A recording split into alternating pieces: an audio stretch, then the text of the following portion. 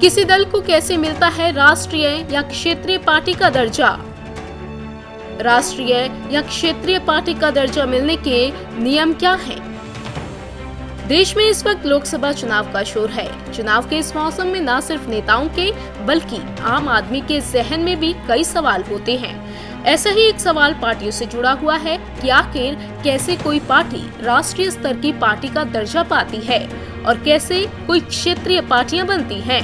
आखिर इसके नियम क्या हैं? तो आज हम आपको इसी सवाल का जवाब देने जा रहे हैं। एक मान्यता प्राप्त पार्टी को राष्ट्रीय पार्टी का दर्जा तभी मिलता है जब वो आयोग की ओर से तय 3 में से किसी एक शर्त को पूरा करती हो। पहला ये कि वो पार्टी कम से कम 3 अलग अलग राज्यों को मिलाकर लोकसभा की 2% सीटें जीतती हो।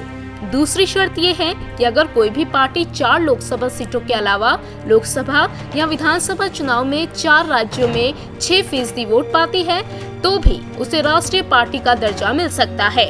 इन दोनों नियमों के अलावा एक और तरीका है जिससे कोई भी पार्टी चुनाव आयोग से राष्ट्रीय पार्टी का दर्जा पा सकती है।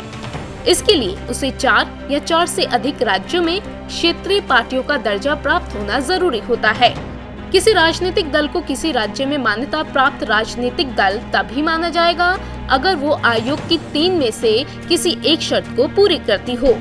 पहली ये कि किसी आम चुनाव में या विधानसभा चुनाव में उस दल ने राज्य विधानसभा की 3% सीटों यानी कम से कम 3 सीटों पर चुनाव जीता हो, या इसके अलावा लोकसभा या विधानसभा के किसी आम चुनाव में उसे राजनीतिक दल ने उस राज्य के हिस्से की प्रति 25 लोकसभा सीटों पर 1 लोकसभा सीट जीती हो। लोकसभा या विधानसभा के किसी आम चुनाव में किसी राज्य में उस राजनीतिक दल को कम से कम 6% वोट मिले हों। तीसरा विकल्प ये है कि उस दल ने उस राज्य के 1 लोकसभा सीट या 2 विधानसभा सीट पर चुनाव जीता हो। राष्ट्रीय और क्षेत्रीय दलों को इन शर्तों को हर चुनाव में पूरा करना होता है, वरना उसकी सदस्यता जो उसे मिली होती है वो छिन जाती है। आम चुनावों में राजनीतिक दलों के प्रदर्शन के आधार पर मान्यता प्राप्त दलों की संख्या घटती बढ़ती रहती है।